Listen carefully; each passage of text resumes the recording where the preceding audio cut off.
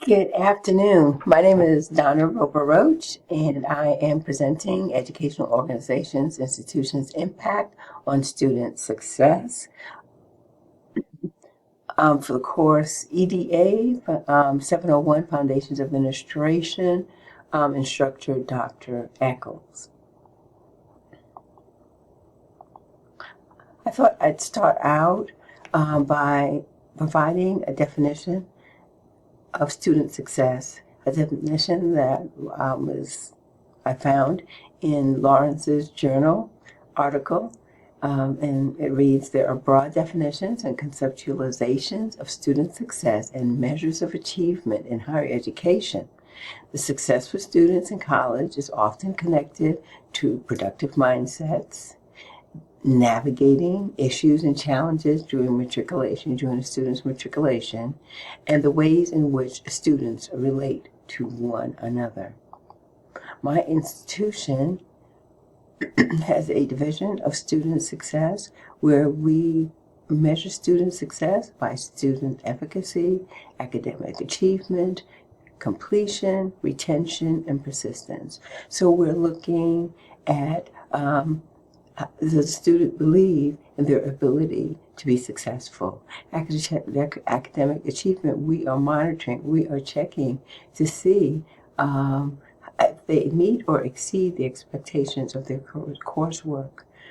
In terms of completion, we're checking to see whether or not students graduate within 4 to 6 years of the first time that they enter the university. Retention is their return rate, of course, and persistence is the measure of students' progress from one benchmark or one semester to the next. And our student success program kind of revolves around these concepts. Academic planning and advisement, individual learning plans, IEPs, study strategies, academic content support, life coaching, and so forth. As we know in higher education, the term student success typically refers to the first generation and most historically marginalized students. Dr. Eccles pointed out to us that students' parents or guardians who do not have an education beyond high school fit this category.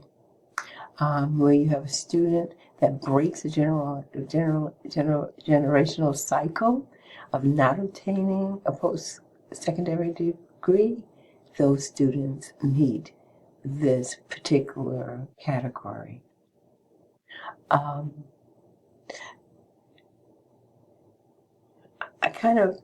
As we went through the video, particularly the video by Schroeder Group, they mentioned a report put out by the Bill and Melinda Gates Foundation. The name of the report is Post-Secondary Value Commission, Equitable Value, Promoting Economic Mobility and Social Justice Through Post-Secondary Education.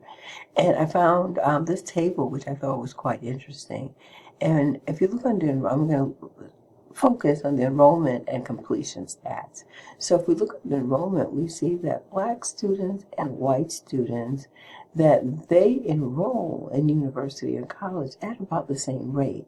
Like, for example, in a public 4-year, Blacks enroll at 30%, and while whites 37%, very close. In a public 2-year, 39% Blacks, 37% white. 4% difference in a private, not-for-profit 4-year. But when we get down to completion, we see a very wide disparity. For Blacks, if we go all the way over to the right-hand column, we see that Blacks' completion rate is 23%. They have a higher completion rate, excuse me, at private, non-for-profits. So I think most of those are HBCs would fall into this category, and public HBCs, a public 4U, that's Alabama A&M. But still, we're at 23%, whereas white students completion rate is at 43%. And they also attend largely private, not-for-profit four-year or public four-year universities. Here we've noted that Asian American and Pacific Islanders, they complete at higher rate even than white students. And the lowest completion rates are attributed to American Indian or Alaskan Native. So that's why it's important to create systems to support students in college, particularly certain groups of students. Lawrence tells us that the increased focus on services that target special student populations, such as first generation, minority groups, transfer, adult learners, and the types of support he's recommending are state-funded, government-funded scholarship programs, dual enrollment programs for high school students, and enrollment pathways between two-year community college and a four-year university. I worked recently as a consultant for the Department of Education on the Minority Science and Engineering Improvement Program. I was offering grants to universities that would implement programs that would increase the number of students in STEM. Another way that we can measure an institution's impact on student success is to determine how student-centered the organization is. Again, Lawrence says colleges and universities, regardless of the sector, private or public, are shifting their focus to ensure that student success is at the core of everything that they do.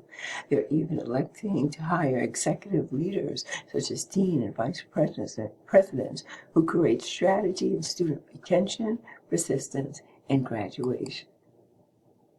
This aligns with the research article that we read a couple weeks ago by Adela Coleman, Organizational Culture in Higher Education, Learning from the Best, which was a comparative study of Harvard University and the University of Romania. And when we examined their mission statements, we saw student-centered language. So citizen leaders who are going to be prospective students, I mentioned we have students embark on a journey, that students will begin to fashion, that students' lives will be changed. What they do with their students, will do with their gifts and talents. There's a lot of student language here, as opposed to the University of Romania, where it's more academic language, research and teaching. The objective is to offer high quality academic programs and so on and so forth. But there's a value in, according to Lawrence, there is value in collaborating as a university, faculty, chairs, staff, and all entities within the university to ensure that every decision is made using a student-focused lens. Another way that an educational institution can measure their impact on student success is through analytics.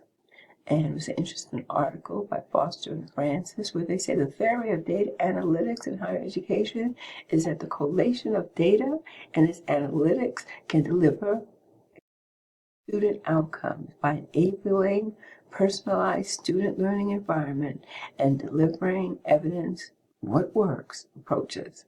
So in the article, Foster and Francis talk about educational data mining, collecting data from learning environment and processing